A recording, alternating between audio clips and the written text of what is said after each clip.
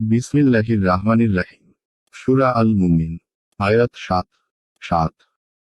যারা আরশ ধারণ করে আছে এবং যারা এর চতুষ্পার্শ্ব ঘিরে আছে তারা তাদের রবের পবিত্রতা ও মহিমা ঘোষণা করে প্রশংসার সাথে এবং তাতে বিশ্বাস স্থাপন করে এবং মুমিনদের জন্য ক্ষমা প্রার্থনা করে বলে, হে আমাদের রব, আপনার দয়া ও জ্ঞান সর্বব্যাপী, অতএব যারা তাওবাহ করে ও আপনার পথ অবলম্বন করে আপনি তাদেরকে ক্ষমা করুন এবং জাহান্নামের শাস্তি হতে রক্ষা করুন। আয়াতের তাফসীর। যারা আরশ ধারণ করে আছে এবং যারা এর চারিপাশ ঘিরে আছে তারা তাদের প্রতিপালকের পবিত্রতা ও মহিমা প্রশংসার সাথে ঘোষণা করে এবং তাতে বিশ্বাস স্থাপন করে এবং বিশ্বাসীদের জন্য ক্ষমা প্রার্থনা করে বলে, হে আমাদের প্রতিপালক, তোমার দয়া ও জ্ঞান সর্বব্যাপী, অতএব যারা তওবা করে ও তোমার পথ অবলম্বন করে তুমি তাদেরকে ক্ষমা করো এবং জাহান্নামের শাস্তি হতে রক্ষা করো। এখানে নিকটতম ফেরেশতাদের একটি বিশেষ দল এবং তাদের কাজের কথা উল্লেখ করা হয়েছে।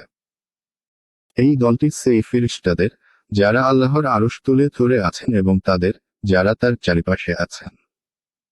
এদের একটি কাজ হলো এরা আল্লাহর পবিত্রতা ঘোষণা করেন এবং তার প্রশংসা করেন, অর্থাৎ তাকে সর্বপ্রকার দোষ ত্রুটি থেকে মুক্ত ঘোষণা করেন, তার পরিপূর্ণতা ও গুণাবলীকে তার জন্য সাব্যস্ত করেন এবং তার সামনে অসহায়তা ও বিনয় অর্থাৎ ঈমান প্রকাশ করেন।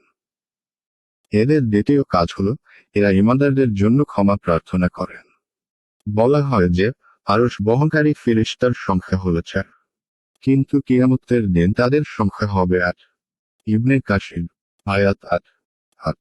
হে আমাদের রব, আপনি তাদেরকে দাখিল করুন স্থায়ী জান্নাতে, যার প্রতিশ্রুতি আপনি তাদেরকে দিয়েছেন এবং তাদের মাতা পিতা, পতি-পত্নী ও সন্তান সন্ততির মধ্যে যারা সৎ কাজ করেছে তাদেরকে।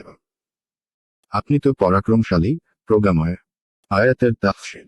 হে আমাদের প্রতিপালক, তুমি তাদেরকে স্থায়ী জান্নাতে প্রবেশ দান করো, যার প্রতিশ্রুতি তুমি তাদেরকে দিয়েছ, এবং তাদের পিতা মাতা, পতি-পত্নী ও সন্তান সন্ততিদের মধ্যে যারা সৎ কাজ করেছে তাদেরকেও জান্নাত প্রবেশের অধিকার দাও।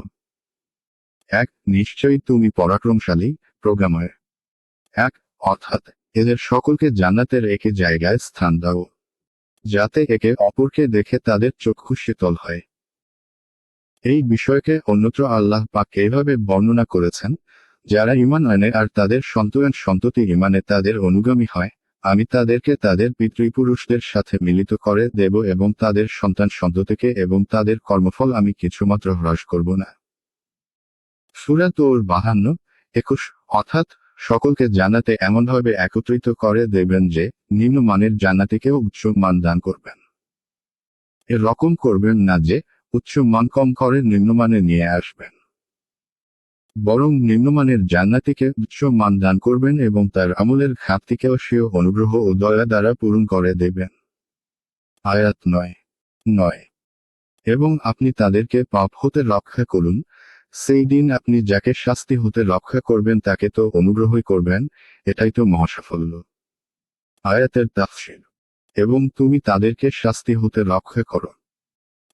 সেদিন তুমি যাকে শাস্তি হতে রক্ষা করবে তাকে তো দয়াই করবে, আর এটিই তো মহাসাফল্য। পাপ রাশি বলতে এখানে তার শাস্তি বোঝানো হয়েছে, অথবা শব্দ উৎস আছে, অর্থাৎ তাদেরকে পাপ রাশির শাস্তি থেকে অর্থাৎ আখিরাতের শাস্তি থেকে বাঁচিয়ে নাও। অর্থাৎ আখিরাতের আযাব থেকে পরিত্রাণ পেয়ে যাওয়া এবং জান্নাতে প্রবেশ লাভ করাই হলো সবচেয়ে বড় সফলতা, কারণ এর মতো আর কোনো সফলতা নেই এবং এর তুলনায় আর কোনো মুক্তি নেই। এই আয়াতগুলোতে ঈমানদারদের জন্য রয়েছে দুটি মহা সুসংবাদ।